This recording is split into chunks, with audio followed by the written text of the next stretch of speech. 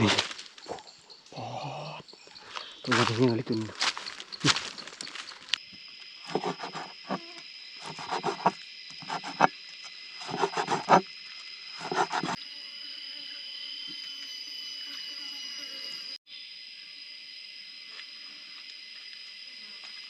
จานตัวนี้นะพี่น้องลองให้เบิ่งว่าจักแซนข้อซีมเบิ่งลูกโดดยาดีกว่าเพาะแล้วก็ซีนหนังจังเอิ้นว่าซีนติดหนังแล้วก็พันอันนี้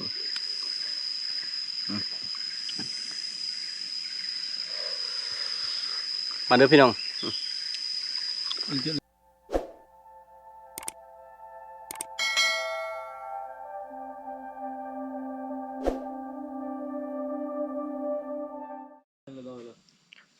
กับทักทายสบายดีพ่อแม่พี่น้อง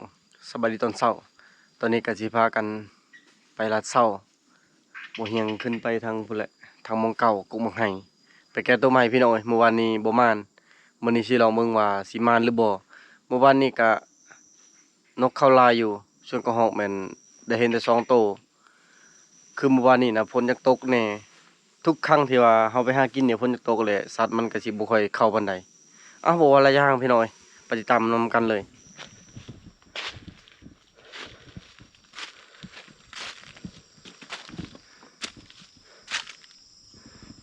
เวลาไปหากินตรงไปก่อนไก่ก็คือก่อนแจงนะ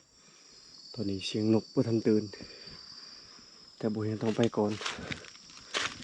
ที่งานทางอยู่ลำลาวมีแต่ผู้เดินผ่านเอามานะไปก่อนแล้วและคนที่สองกับเอาเฮียง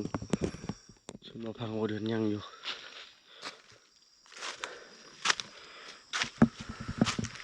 ตอนนี้เอาเฮียงมาได้เกือบบิดแล้วแถวห้วยนะได้คำห้วยไปแล้วก็ขึ้นทางกุ้งไห้เลยเชิงความไก่นี่น่าจะประมาณ2 โลไปจากจุดพักไปหากุ้งไห้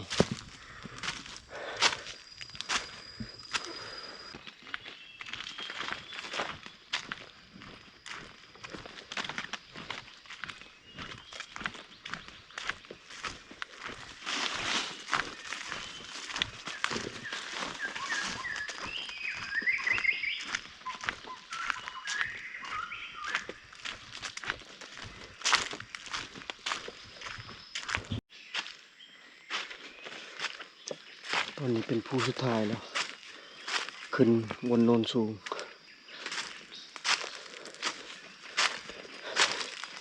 ตอนนี้นกพากันตื่นเลยแซวอยู่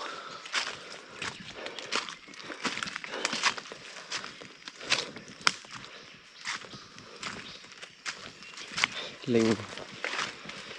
งเป็นเล็งเลยมันจะชิทันกระหอกอีกประมาณ600-700 เมตร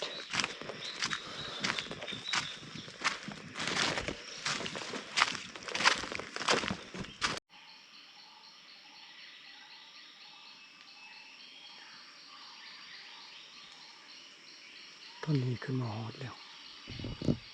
กุ้ง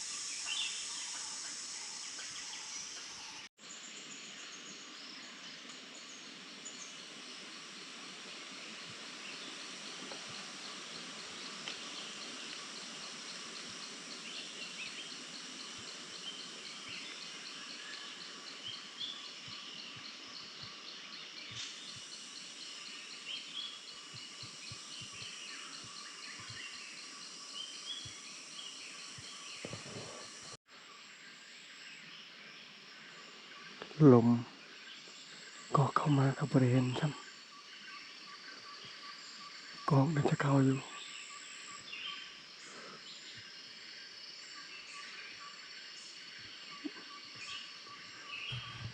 โอ้เสียดายลมแล้วก็มันลายงาจะมันเข้างาได้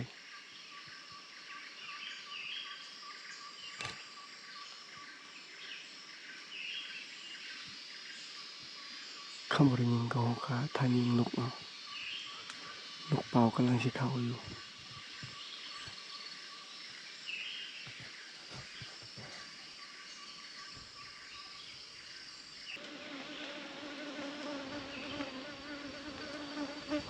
ก็ลมแห้งเลยมันท่านยิงก็ตัวหนึ่งก็บ่ถึก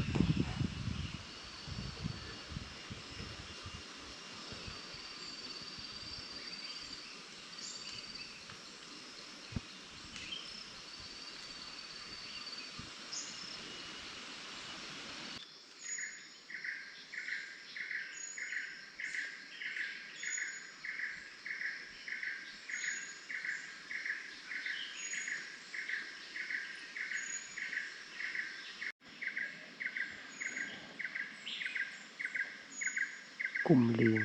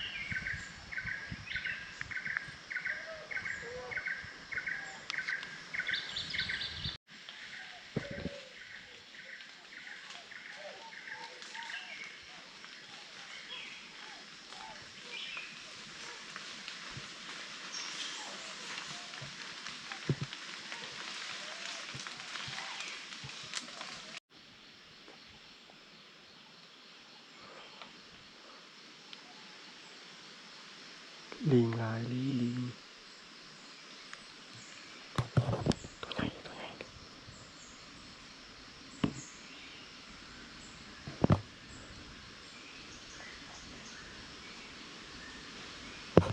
ตัวใหญ่เลยผมโอ้ยยังพยายามไล่หนีเพราะว่านกเป่ามันกำลังสิเข้านะกำลังว่าสิถ่ายซูมให้เบิ่งโทรศัพท์บ่ติดอีกแล้วนะจอนเมื่อที่กด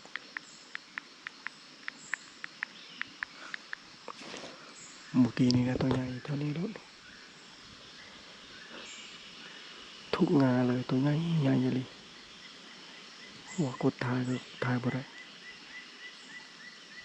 ก็เขาประมาณ5ตัวยิง3 บาทตกตัวเดียว2 ตัวบ่ถึกเลยปืนบ่ได้ปรับแต่เมื่อวานนี่แต่มือมาบ่ให้เลยยันมาให้เบิดปากเพราะว่าเลี้ยงเขาลายก็เลยไล่ให้มันไปซะ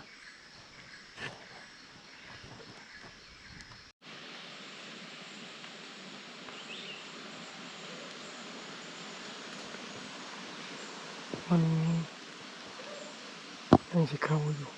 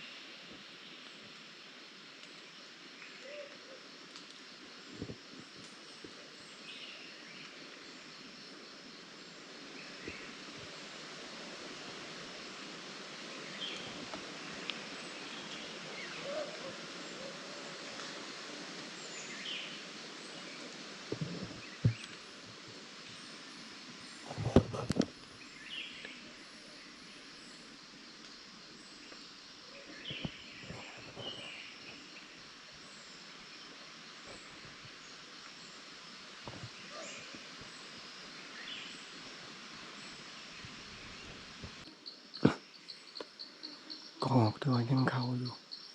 แต่ว่ามันเข้าแบบบ่ค่อยเห็นนะลมแห้งคอยสังเกตอะไรจังเห็นไปเก็บเอาตัวแรก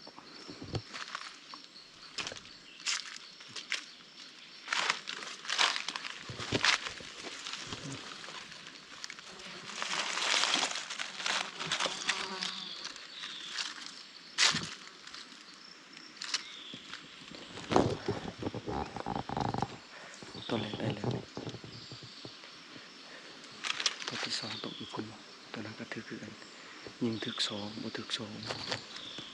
นกเป่าก็ยังบ่ทันเข้าก็บ่อยากเห็นซ้ำก็หอกจะไหลเห็นแต่มันออกแต่มันเข้าบ่อยากเห็นก็ลมแห้งอะไรมื้อนี้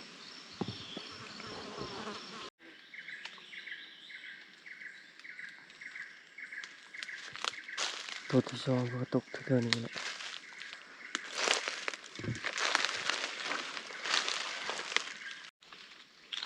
เด็กตัวที่สองแม่นอะไรก็ไม่วันตอมไปวันนี้ได้สองแต้มแล้ว1 4 บาทได้สองแต้มตัวแม่ตัวผู้ตัวใหญ่เลยตัวนี้ถ้ายิงต่อไป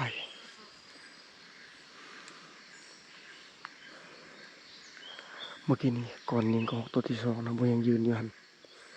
มันเห็ดแล้วก็แลนไปเลยน่าจะเป็นโมทอกเพราะโบยังจูดอันถูกมันยังมาจนจ่อๆได้มันจึงติดกึนมันจะแลนไปเลย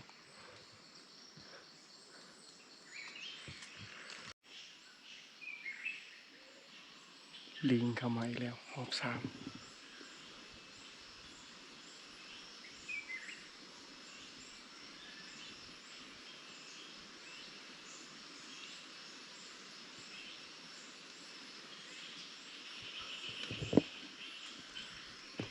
มันทำบยันคนนอลิลิง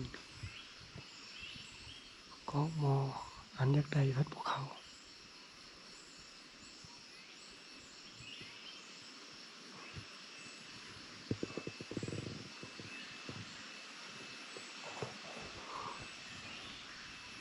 เขามองเขาแล้ว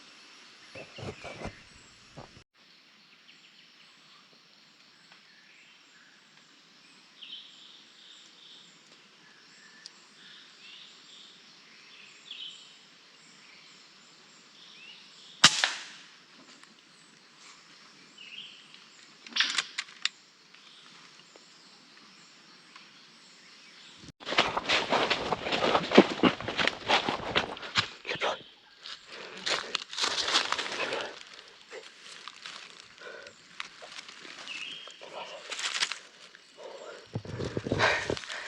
สองแต้มมาเดียวเลยคือตัวนี้โบยังใช้เวลาโดนแห้งเลยจังใด2 บาทจึงตกโอ้ดีใจเลย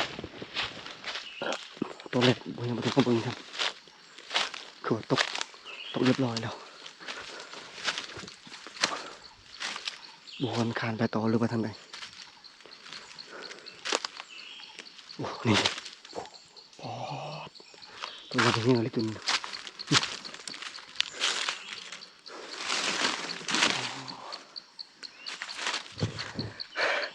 สองแต้มพี่น้องไงกอกมอสองแต้มกอกน้อยสองแต้มคือตอนโบเฮงว่าอันกอกมอจากยิงนะโบเห็นเขาแต่ลีมบึ้นหนึ่งแนมไปแล้วเห็น2 โตกำลังไต่เขาอยู่โอ้มาเนี่ยพี่น้องไงมือมาพี่น้องไงนี่แต่สองแต้มโอ้ดีใจดิตัวหนึ่งนะบาทเดียวเลยตัวที่สองโดนเติบจังได้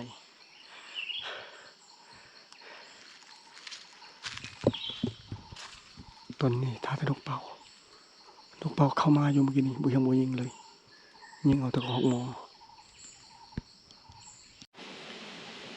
อากาศคือเปลี่ยนแต่บัดนี้ลมแห้งบัดนี้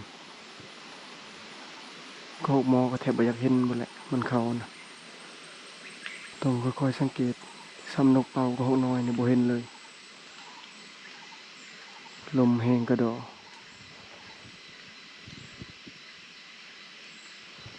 นกเป่า มันอยู่กุกนี้บ่เฮียงลองยิง2 บาทบ่ถึกแล้วก็ดันในพวกกุกนั้นจับลายเลยวางบ่เฮียงยิงกระหอกตัวที่1แล้วกำลังสิยิงตัวที่2แล้วมันเฮ็ดไปพุ่นน่าสิแม่นหมูทอก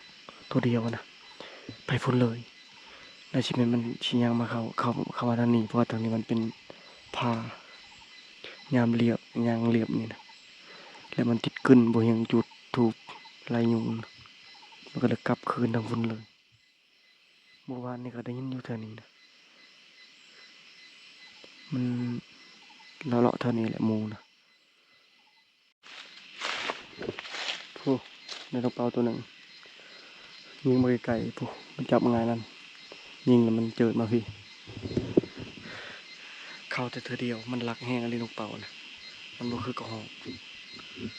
กับนกกระโดกนะเข้าอยู่แต่ว่านกเป่านี่เข้าเธอเดียวแต่บ่ยังบ่ได้ยิงเพราะว่าจะยิงก็ห้องมองเลยระบบเข้าเลยเธอนี่เลยเสียงหมูเมื่อเช้านี้นะคือบ่ยังมันอยู่พุ่นมันน่าจะอยู่แถวๆนี้หากินแถวๆนี้ติดกึ่นเลยคือคึดไปเลย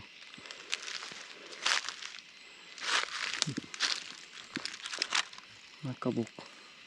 ในมาแล้วปุกนี้บดกแต่ว่ามีลายอยู่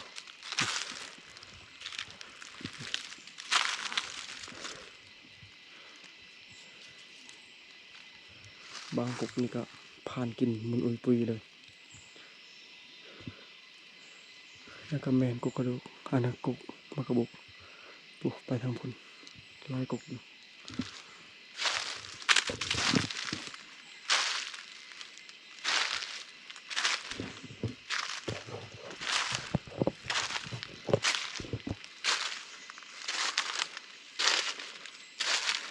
เด็กบอลมักอยู่ยำพล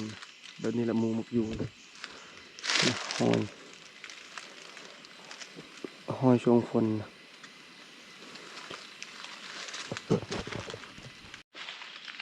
ได้ต้องเป่าเพิ่มอีก2 ตัวยิงกุกเดียวเลยมันจะจับอยู่ตามนี้นะกุกเลย10 20 ตัวยิงเอาบอลเดียวเลย2 ตัวตัวหนึ่ง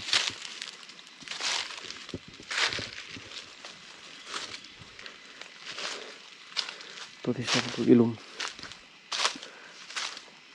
ทำเขามันบุเข้าปดบวยก็เลยเลาะอยู่ไปทางใดตัวหนึ่ง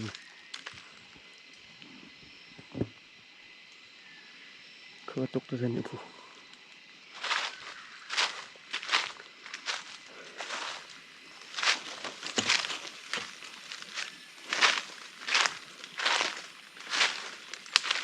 นะผู้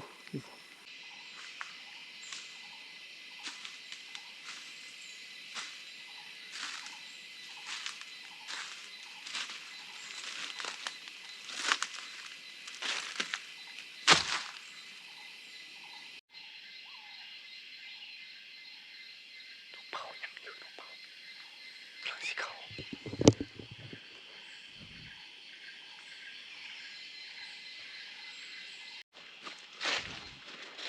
ได้เพิ่มอีก2 แต้มนกเป่านะตัวหนึ่งกุกเดียวนี่ยิงทีละ2เลยแต่ว่ายิงมือเสานี่บ่ถึก2 เถื่อ2 บาทเท่านี้บ่ถึกเมื่อกี้นี่2 บาทก็ถึกวันนี้2 บาทอีกก็ถึกคันมันจับกุกนี่ดึงทีละ2 ตัวเลยแล้วเมื่อกี้นี่ก่อนที่ออกมายิงนั่นนี่ยิงกูไห้นะมันอยู่ข้างกูไห้นะบ่เฮงยิงลูกหนึ่งถึกแต่ว่าปุ๊บเจิดไปทางพุ่นบ่ไกลเลยบ่ตกเลยตอนนี้ได้ลูกเป้า5 แต้ม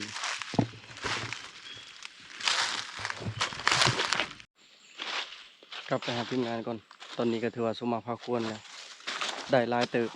แล้วก็ได้สัตว์ใหญ่พร้อมก็คือใหญ่ของบ่เฮียงอ่ะแหละคนอื่นน่ะมันยังบ่ใหญ่พอแต่ว่าเฮาก็ใหญ่ชุดเลยกอกหมอนี่กิน4 คนก็น่าจะบ่เบิดตัวหนึ่งแต่เฮาก็เฮ็ดแห้งไว้ เมื่อพักทางขอบทางครัวส่วนนายพรานผู้ที่ขึ้นมานำหลังนะเป็นคนในบ้านเฮาเพิ่นมาหาหอนบ่เฮียงคิดว่าเราสิมานอนแถวกงไห้บ่เห็นปกติก็นะกงไห้บ่มุงนั้นอันนี้ก็มงตักนำนะที่เฮาเคยมาบางก่อนมงตักนำนั้นนี่ก็ว่านำบ่มีมันแห้งหมดเลยส่วนบนอยู่บนนอนตะกอนนะแม่นเฮานอนอยู่ตรงนี้ช่วงมาหลายคนตอนนั้น7 คนบ่คันจือบ่ผิดนะมีน้องดานำพันเติงพันสี่พันขี้เข็บบ่อเลาะแล้วก็บ่อไก่มึงนองจะมีไผในตอนนั้นนะมานอนนี่เมื่อวานนี่นะเล็งใส่เป่านะว่าสิมานอนนี่แต่ว่าแต่ละคนก็บ่ไหวน้ำเครื่องลายก็เลยหยุดนอนหันเลยถ้านอนนี่ก็บ่ดีคือเก่าบ่มีน้ำแต่ดีก็คืออยู่ใกล้กุกมะไฮเลยอันนี้ก็สิย่างไปฮอดพุ่นโอ้ไกลเติบชั่วโมงปลาย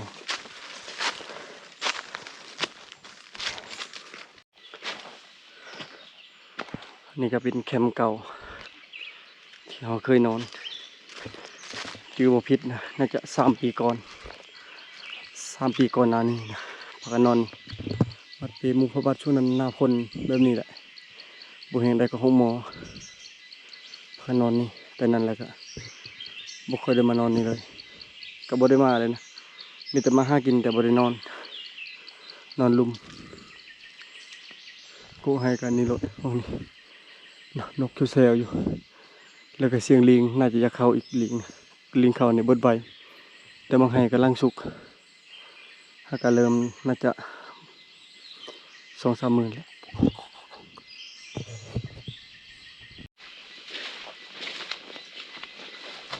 อยู่พีฝนตกตลอดหญ้าก็เขียวชุ่มปลูกกันข้ามกับทางบ้านเหี่ยวแห้งอยู่โอ้ทีมงานเฮาพากันลงมาฮอดเลยปลูกมาครบเลยจะได้พากันมาอยู่บ่บ่ได้เจ้าบ่ขึ้นไปทางกอยู่นะบ่ให้พานหาหอนไปจักแม่นบ่บ่นะสิถึงพุ่น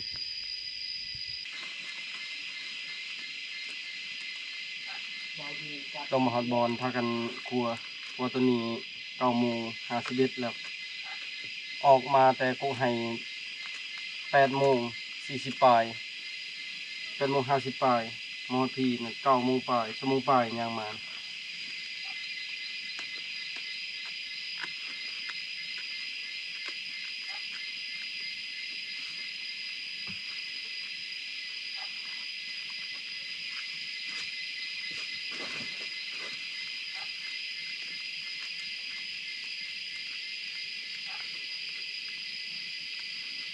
ทุกคนเด้อพังเลยตัวเราอกลงได้กระเด็ดบวงตะกัวnhư bao rồi tại như bao rồi chào với việc chỉ cần nó màu cái thao đã tốt hiệu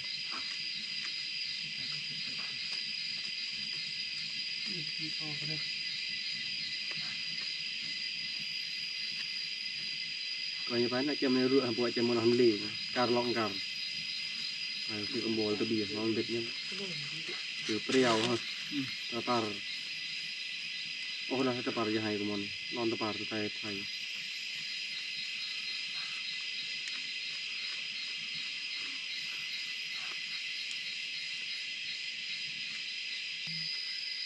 เมืองไกลนี่ไม่ค่อยได้แรกปันดูเถอะมีตัวเมืองไทยมีอะไรเนี่ยกันดูวันเด็กทำโคนลำกันฮะตะตอนตัดปบปลาบริเวณตัดปบปลาไม่ต่างอีกตรงอะไรเล็ดเลยเล็ดลงตัดได้คือจะตกตัดตาผิดเพราะอะไรเราโดนตัดสารเรียนมันเรียนผักเรียนจะมานำเลยตายยังกินไปเอาพอเนาะแต่วันนี้ก็มันเด็กไทยเด็กกระดูตอนนี้ลกคนทั้ง2 ตัวเรียบร้อยแล้ว เอามาค้างไฟ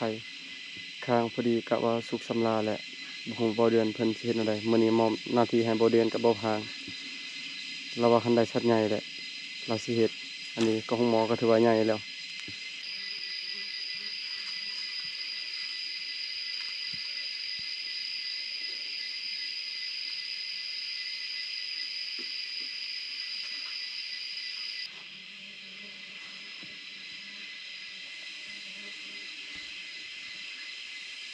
nó vào bên mấy giờ tôi cu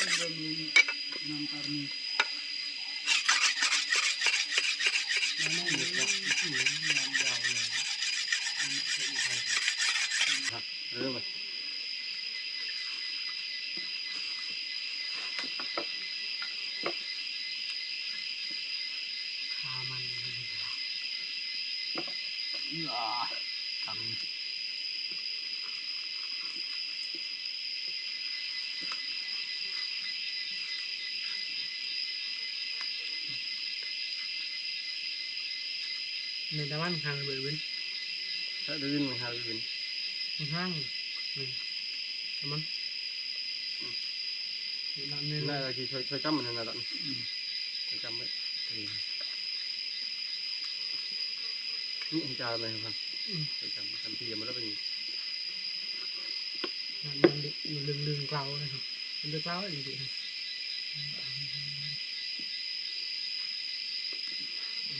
เป็นเตาๆดู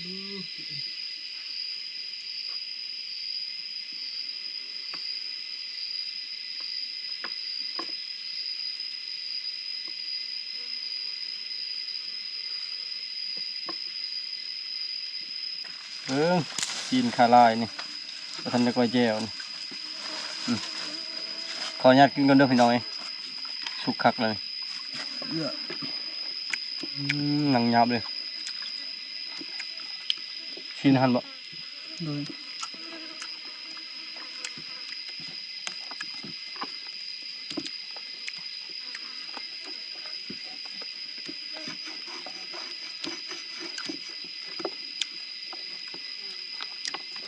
เจ้ยเยี่ยมใช่ไหมมีจ้าเต้ติดช่องเลยขันจะโดนจ่าอังจามบอล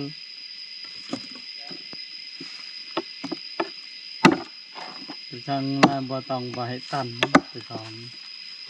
เนี่ยตันตาจานตะไคร่จ่าติดช่องไปเลี้ยวนะดอกฮอกหมอเนี่ยขันยิงจ้าได้ปลอมตัวไหนอุ้ยจ้าตีแก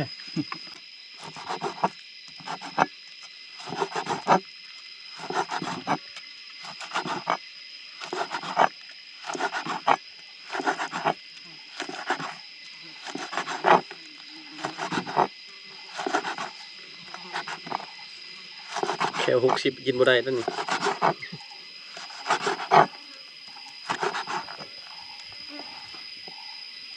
่ซีนคักๆนี่เป็นตอนเลยซีนคาลายซีนเป็น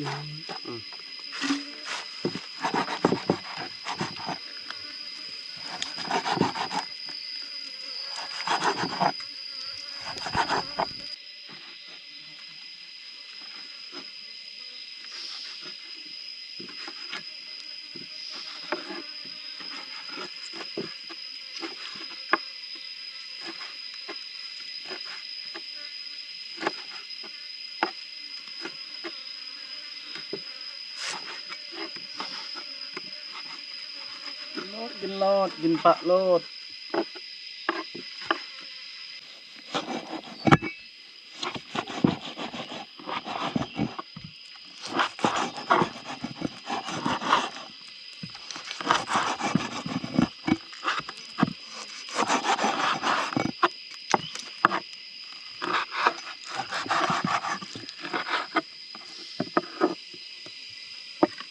ข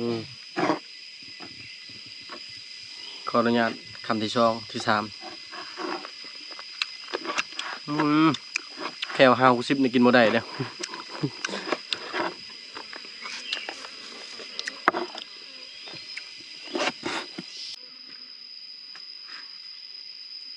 เก็บแจวก่อนก้อยแจวแต่คมอำลำไปแล้วมื้อนี้จังโมงละ11 โมงอีก3 นาทีจังหอด11เอาแห้งเลยมื้อนี้ฝนจะตก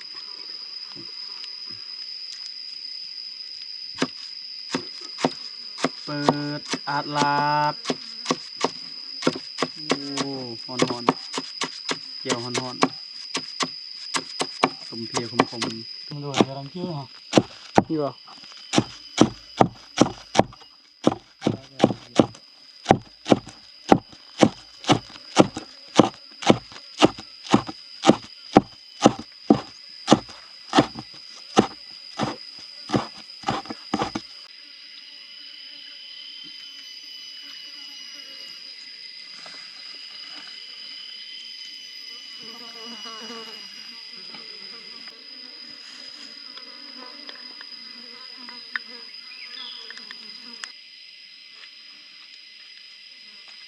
จานตัวนี้นะพี่น้องลองให้เบิ่งว่าจักแสนข้อซีมเบิ่งชิมเราจนอิ่มเลยบ่เดินเป็นคนก้อยแจว ไม่ใช่คมลายนี่ถ้าว่าคมน้ำบุคึดก็ได้ มันยังฮ้อนดิบ่ แมน บ่ก็มาทำเย็นก่อน เย็นแล้ว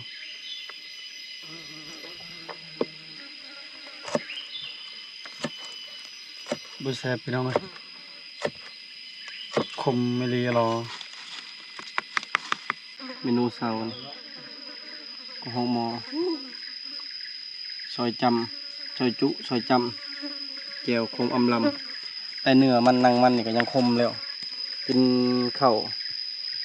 ท้าทายแห้งอะไรคือต้นน้ำตกนี่ความสูงนี่ประมาณวัง20 ปลาย30 เมตรนะวังแล้วนี่บ่เห็นบ่อยู่ลุ่มพุ่นแหละนี่ตะกกมะไข่นี่แต่มื้อนี้ขึ้นมาอยู่ถึงทางลุ่มพุ่นแหละลงไปประมาณกิโลปลาย2 กิโลแม่นนำเขื่อนบนจอดเรือที่จริงขันย่างลัดซื้อเลยมันก็บ่ฮอดแต่ว่าเฮาย่างมันโค้งไปพุ่นลงไปโค้งไปโค้งมาเพื่อสิฮอดนะไปตามผักแถวนี้ก็เป็นมะม่วงกกม่วงเฮาก็คักก่อนยอดกระโดนบ่เดินเก็บมาแต่บ้านแล้วก็นี่ลูกโดด ยาดีกว่าเพาะ แล้วก็ซีนหนังจังเอิ้นว่าซีนติดหนังแล้วก็พันอันนี้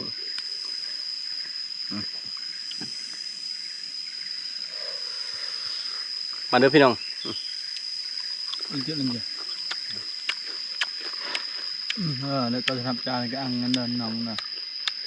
เดินนะประหยัดดาวเลยนั่น แซ่บบรรยากาศคักเลยมื้อนี้กินข้าวกับกว่าเฮาอยู่ห้องแอร์เพราะว่าลมพัดขึ้นมานะตอนนี้คือเฮาอยู่กับเทิงกังหันลมมาแหละความสูงนะ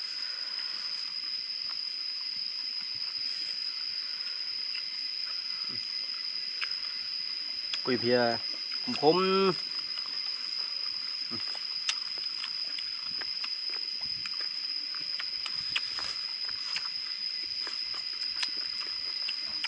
ตอนแรกคือจะบริยายไปใช่เนาะ บ่ ไปเมืองเก่ากัน งานบ่ได้แล้ว บ่พังไปน้ำอายปะ ด้วย พอสิไปแต่เมื่อวานนี่บ่สิประกันคืนนี่นะบ่ได้ไปท มันประกันคืนนี้เลยไปนำเนาะ ำ เมืองมันจะปล่อยดันเนาะอันเยอะหยง แซ่บเด้อพี่น้องเอ้ย มันจะเยอะมอง แบบนี้แหละเขาต้องการนะเขาปลากับไอ้น้องกับทีมงานเขาเองเบิดอันนี้ก็เป็นไอ้น้องเบิดคือบ่เดือนก็เป็นน้องชายแท้ๆส่วนบ่พังก็เป็นน้องชายผู้หนึงอีกเป็นพี่น้องทางพ่อนะคือผู้นี้คือกันอันนี้เป็นลูกลุงอันนี้บ่พังเอิ้นพ่อผู้นี้เป็นลุงก็คือเป็นไอ้พังเป็นไอ้น้องกันนั่นแหละเฮาก็เป็นไอ้น้องกันทั้ง4 คนก็เป็นพี่น้องกันมาเบิด บ่เฮียงกับเพิ่นนี่เกิดมื้อเดียวกันเด้ลื่นแต่ชั่วโมงซื่อๆบ่เฮียงเกิดน่าจะประมาณ เรามีเสน่ห์ วัง6 โมงแรงแล้วหลับประมาณ8 โมงแรง อายเพิ่นมีเสน่ห์ได้ได้ บ่เฮียงเกิดตอนแรง ได้มีซอง แต่ว่าเพิ่นได้เมียสองแล้ว ลูก3 คนแล้ว ผู้หนึงน่ะเมียปะเพิ่นว่าเพิ่นปะเมียเนาะ ก็เมียบ่ได้อยากปะแต่ว่าพอเฒ่าแม่เฒ่าอยากเอามือนะมือปัวตอนนั้นหาก็คลอดลูกใหม่ๆนี่อยากเอามือปัวว่าทางนี้บ่รับผิดชอบบ่เบิ่งบ่แยงที่จริงเฮาก็สุดความสามารถนั่นแหละเอาไปมาอยู่พุ่นก็เสียชีวิต แต่ว่าก่อนเสียชีวิตแม่น เอาผัว ไปได้ผัวใหม่ก่อนผัวมันคนที่2ที่3แล้วเอาหลังจากปะกับเจ้าเนาะ ผู้ที่สาม ผู้ที่3มาแล้วก็บ่มีผู้เอาเพราะว่าพอเฒ่าแม่เฒ่าบ่ดีแน่นะบ่ได้เอาก็บ่รอดปะกันก็เลยมาเสียชีวิตอยู่เพิ่นพอเฒ่าแม่เฒ่า แต่หลังจากปะกับเพิ่นก็หลายปีเติบจึงเสียเมื่อคืนนี้ก็เว้าเรื่องราวแล้วเพราะว่าได้ลูกซองแล้ว และลูกก็ไม่เท่าเมื่อเบ่เลย แล้วเดี๋ยวนี้มีเมียเสียน่ะลูกก็อยากมาหาพ่อแต่บ่จักพ่อจะไปหาลูกก็บ่จักลูกเพราะว่าคือทางนี้ชนหลายคันปะยะห่างกันเลยเขาจะกีดกันบ่ให้ไปหากัน จริงบ่ว่าจะเป็นไผนะเฮาขนาดเฮาเป็นหลานเฮาก็ยังคิดฮอดซึ่งถือว่าเป็นเพิ่นเป็นลูกของเพิ่นแท้ๆนะเพิ่นก็คิดฮอดคือเฮานั่นแหละแต่ว่าไปหาก็บ่กล้าไปหาบ่กล้าไปเหยียบเพิ่นไม่เท่าแบบนี้นะคันว่าลูกเรายังกล้ามาหาเลยเราก็ยังหับเป็นลูกคือเก่าเอาพี่น้องสำหรับคลิปวิดีโอนี้ขอจบไว้เพียงเท่านี้ก่อนคนอื่นก็ขอขอบใจพ่อแม่พี่น้องเบิดทุกคนที่เป็นกำลังแห่งใจให้บ่เฮียงแบบนี้ก็จะว่าจังซั่นสิพี่น้องโดนๆได้เทื่อนะก็พอได้อาหารมาพักมาต้อนกินข้าวแล้วก็ครัวอาหารแล้วก็เด้อพี่น้องเด้อบ๊ายบาย